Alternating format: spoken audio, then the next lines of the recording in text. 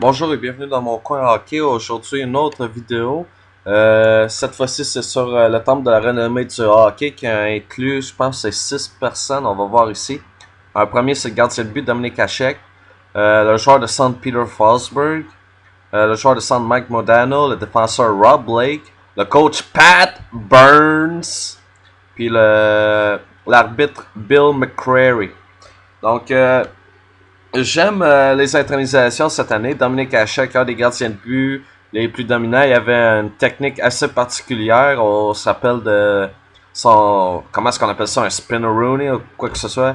Il y avait ce don de faire une genre de culbut pour essayer de bloquer le joueur du côté du poteau. Peter Forsberg, un des joueurs de centre les plus dominants à l'attaque. Forsberg qui a mené l'Avalanche du Colorado à 2 Coupes Stanley. En fin de carrière, il a été ennuyé par des douleurs à la jambe. C'était la jambe ou c'était le pied? Vous me le direz. Mais Forsberg a connu toute une carrière.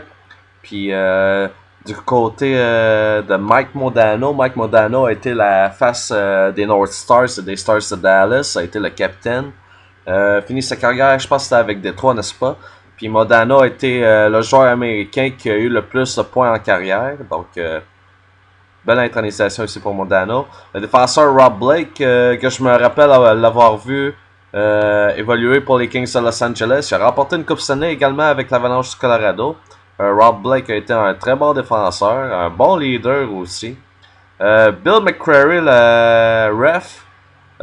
Hey, c'était-tu lui qui avait la grosse moustache? Bill McCrary? Ouais, il me semble que c'était lui. Bill McCrary, que je me rappelle avoir entendu son nom très souvent durant les années 90 et au début des années 2000. Je le voyais plus récemment. Donc, McCrary, ouais, je me rappelle l'avoir vu dans plusieurs matchs du Canadien, aussi pour des matchs importants pendant les séries.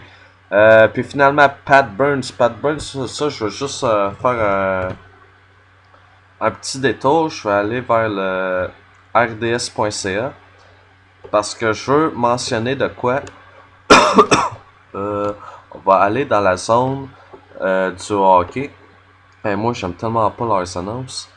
Dans la zone du hockey, il y a eu un commentaire. Hey, tu vas-tu sauter de là? Crosby, Nathan Kirby, ben voyons donc. Burns aurait mérité mieux. C'est cet article-là de Bertrand Raymond. Bertrand Raymond, j'avais fait une vidéo où j'étais en désaccord avec son opinion lorsqu'il avait dit que la série était finie quand c'était même pas fini. Mais là, il a fait un bon article, je trouve. Ça s'appelle Burns aurait mérité mieux.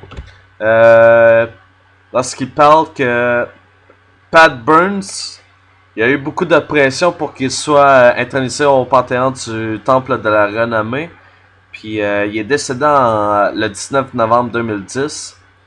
Mais 5 mois plus tôt, on avait fait la pression sur les 18 membres du comité du Panthéon pour justement que Burns soit intronisé. On l'a pas fait. Mais pourtant, c'est pas comme si Burns aurait volé sa place parce que, comme on le voit ici, 1019 matchs, 501 victoires, une Coupe Stanley puis 3 Jack Adams. Ok, juste avec ça, il aurait pu rentrer n'importe quand. Puis c'est ça qui est dommage. 500 victoires, c'est déjà beaucoup.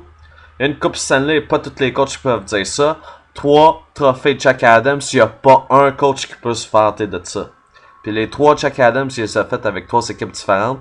La première, c'était avec le Canadien de Montréal en 89. C'était sa première année qu'il coachait, puis il a remporté le Jack Adams, puis a mené le Canadien en finale de la Coupe Stanley. Donc, pourquoi est-ce que Pat Burns a pas eu cet honneur de son vivant? C'est ça qu'on nous dit dans cet article-là. Puis on parle aussi de la personnalité de Pat Burns, de son historique comme officier de police, puis après son passage... c'était quoi, le Canadien de Sherbrooke après le Canadien de Montréal, puis là les différentes équipes, les Leafs, c'était quoi, les Devils, puis je pense qu'il avait fait une autre équipe. Puis on parle aussi de ses funérailles, comme quoi c'était quelque chose de gros avec l'archevêque, puis toutes les personnalités sportives qui se sont présentées, les membres de la famille, les membres de la communauté. Ça a été un bon temps. Pour les commentaires, de ce que j'ai vu dans les commentaires, tout le monde est en accord avec ce que Bertrand Raymond dit, puis moi aussi je suis d'accord. La seule affaire que je trouve bizarre, ben, c'était à s'attendre. Certaines personnes, lors des commentaires que j'avais lus il y a quelques heures, là, je vois que les commentaires ont changé, mais ce qui revient surtout, c'est que on parle de nationalisme, puis comme quoi il y a de quoi que les Québécois on est victime un peu, pas nécessairement de racisme, mais on se fait mettre de côté, puis qu'il faut se servir de ça pour aller se battre entre guillemets. Je dirais, ben, c'est un peu fort comme terme, mais on, on dit qu'on doit dénoncer le fait que Pat Burns n'a pas été traité justement, puis c'est un problème avec les Québécois. J'irai pas jusque-là. Moi, ce que j'aimerais dire, c'est il y a eu un commentaire, je suis pas capable de le trouver, je vois que les commentaires ont changé, mais ce qu'on doit dire, c'est que Burns méritait sa place au Temple de la Renommée, puis aujourd'hui, on doit tous être fiers que Burns soit intronisé. On doit tous célébrer ce moment. Pas juste pour les Québécois, mais le Canada au complet, parce que je sais que c'est pas juste les Québécois qui vont dire que Burns méritait ça.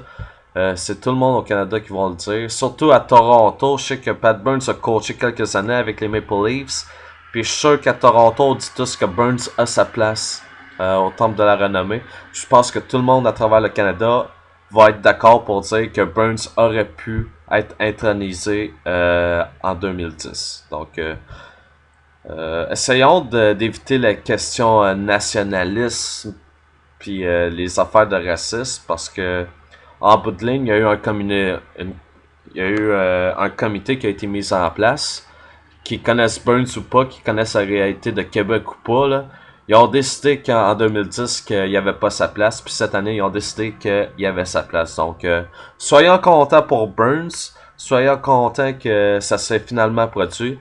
Puis aussi, comme Bertrand Raymond l'a dit, au moment où il allait mourir, il savait déjà qu'il allait pour éventuellement être admis au Temple de la Renommée du hockey.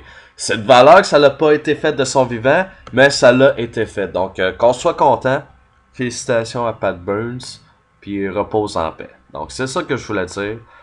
Célébrons ce moment, essayons pas de partir la chicane, soyons juste contents que que ça soit produit. En tout cas, je vais m'arrêter la vidéo ici. Félicitations à Pat Burns, puis on se reparle un peu plus tard.